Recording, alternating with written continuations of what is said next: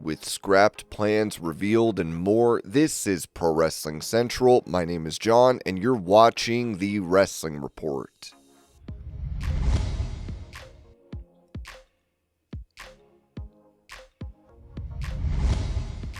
Following Ric Flair's claim that Hulk Hogan passed away due to using street drugs, Bubba the Love Sponge expanded on this, saying on his podcast, "Now, if you remember, he didn't die when he was in the hospital, because they could administer morphine, and they can administer, Dan, all sorts of things professionally as you need it while you're there at the hospital. That's why he died when he went home. They could keep him comfortable and alive at the hospital, but the minute he went home, he couldn't get that morphine drip anymore. He couldn't get comfortable. He stayed in a recliner. It's the only way he could sleep. If it's not under a doctor's prescription, if it's not under a doctor's care, and you've done it on your own and you've gone off the grid, that's called killing yourself." There is a very, very, very, very, very serious aspect of control now on opioids. It has to be a written prescription on a piece of paper that the DEA gets a copy of and is given to the pharmacy. It's called a triple net, so you gotta go get it from Guido. You don't know what you're getting. They all step on it so they can make it go further. Additives and stuff. Yeah, they've cut it up and added fentanyl or something super cheap that can stretch it further. If I go get some Vicodin or some Somas or some Perks from Walgreens or CVS, I know that's what I'm getting. But when you're getting it from the gym or some dude on the street, you have no idea what you're putting in your body.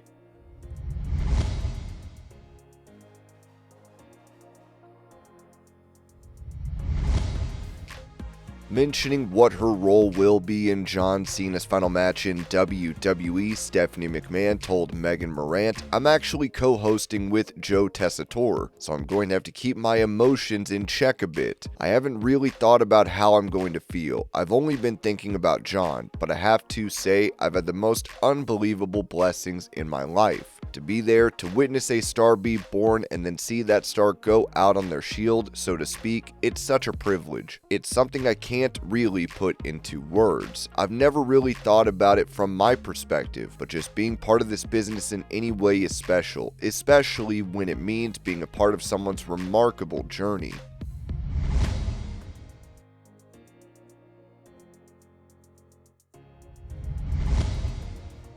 After Survivor Series, many were concerned for Bron Breakker's health after a Doomsday Device spot during the men's War Games match. No DQ wrote that, as seen during the 2025 WWE Survivor Series Premium Live event, Bron Breakker pinned CM Punk in the men's War Games match. Earlier in the bout, Cody and Punk delivered a Doomsday Device to Breakker, who took a nasty bump that led to concern about his physical condition. In an update, PWInsider.com was told that Breakker was walking around fine backstage after the show. PW Insider added that Breakker was checked out by WWE Medical, but we have not heard of any issues stemming from the War Games match involving Breakker as of this writing. According to Dave Meltzer of F4WOnline.com, the belief is that Breakker will be Punk's opponent at WrestleMania 42. Meltzer stated the following: "Punk getting pinned wasn't about delivering a great finish for the match. It was about telling the story, and the story is, coming out of this match, we're supposed to know the WrestleMania direction. Cody versus Roman and Punk versus Bron Breakker for the championships."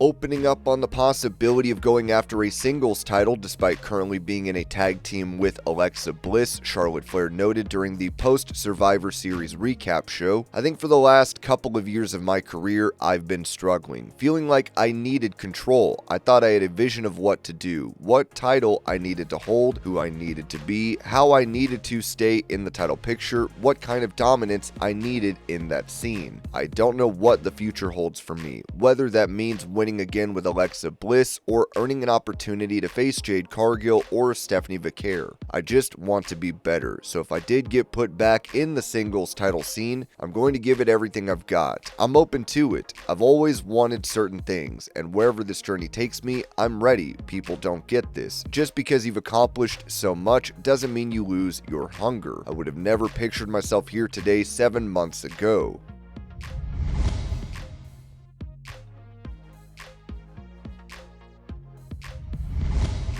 revealing how an old boyfriend began stalking her online, former WWE star ALIYAH told Identity Crisis, "Yes, I have boyfriends from, oh my god, from like 10 years ago subscribing to my passes, and I don't even talk to them anymore. Oh, so I went on a trip last month, and one of them messaged me. Where did you end up going? You did your live, but you weren't at your house. Oh my god, I'm scared.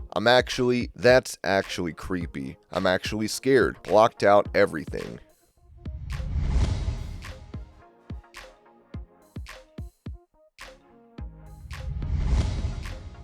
During that same interview, ALIYAH touched on the difference in reactions between live crowds and those online, saying, "With the 3.17 second record-breaking moment, that's insane. Yeah, so I mean, it was such a trip because, especially toward the tail end of my time over there at WWE, I'd go out there, I'd get a great reaction, great crowd response, and then I'd go back to my hotel room, I'd go on Twitter, and I'm just getting eaten alive, They're not even coming from real people, and you're just looking at it and you're like, wait, is the call coming from inside the house? Like, what is going on here? If I'm seeing a tweet that says something, something, something, and then the next one is saying the same exact thing, but it's a different account, and then it's the same exact thing but a different account, and all the accounts are just like eggs. Like, you guys can get a little bit more creative. I mean, hire me. I'd love to work at that department, It's the pattern of it just being the same exact thing. When something seems a little bit rigged almost, I would say, right? Like rigged by the algorithm, or bots rigged a little bit, I'd say. It's one way to be like, okay, you don't run the show, we run the show, and we're gonna pick and choose when you get the reaction and when you don't. Definitely, it could be a control tactic. It's a business at the end of the day. You gotta get your money.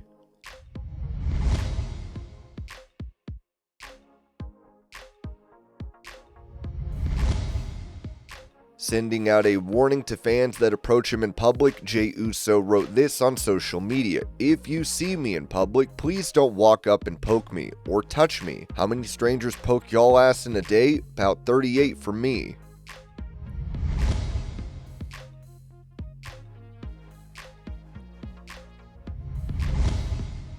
Previously, Bret Hart claimed that Shawn Michaels had slept with Vince McMahon and that the two were lovers. Kevin Nash responded to this on his Click This podcast. "I spent the better part of 3 years of my life with Shawn Michaels, and I never remember having a double knockout with Vince during any of our travel. Listen, I've heard a lot of stuff about Vince. Never that. I read that and I didn't buy that when I heard it, I think Bret has PTSD, but also he suffered from a bit of brain damage from the stroke. And strokes change you, not just physically, but emotionally as well. Bret's had a rough life. Anytime we've gotten together and have a minute to break bread and speak, it's always been good times."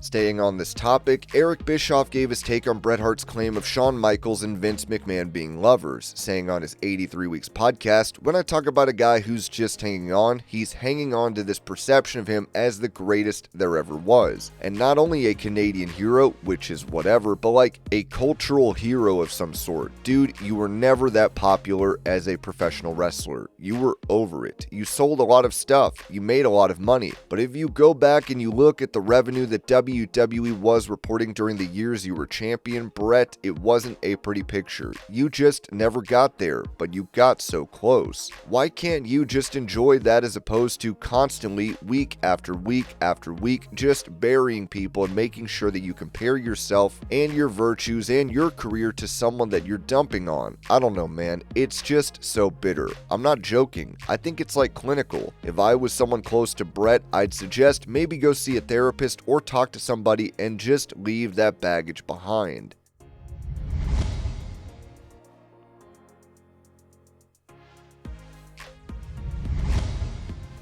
It appears Jacob Fatu could be on his way to returning to action in WWE, with PW Insider reporting that there was talk backstage at WWE Survivor Series that Jacob Fatu is close to returning to WWE storylines after taking time off to recover from a dental procedure. One source believed Jacob could be back on the road within the next few weeks, but an exact date hasn't been confirmed.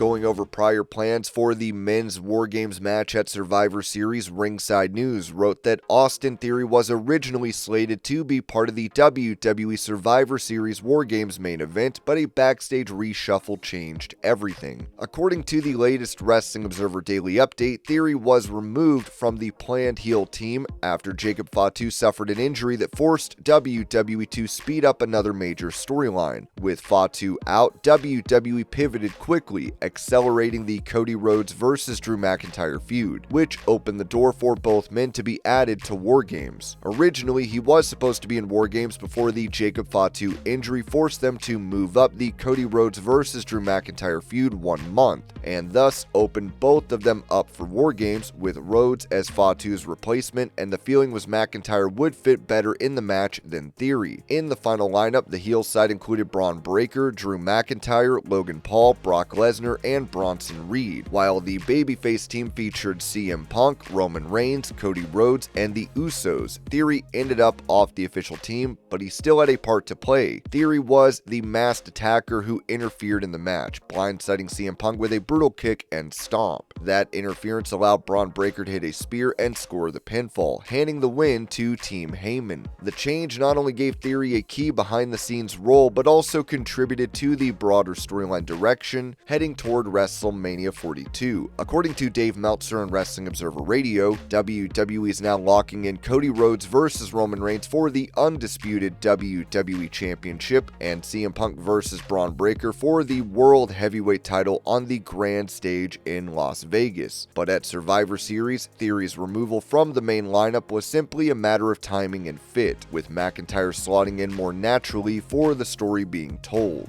And this was your pro wrestling news update. I hope you're all having a great day. Thank you so much for watching, and I will see y'all later.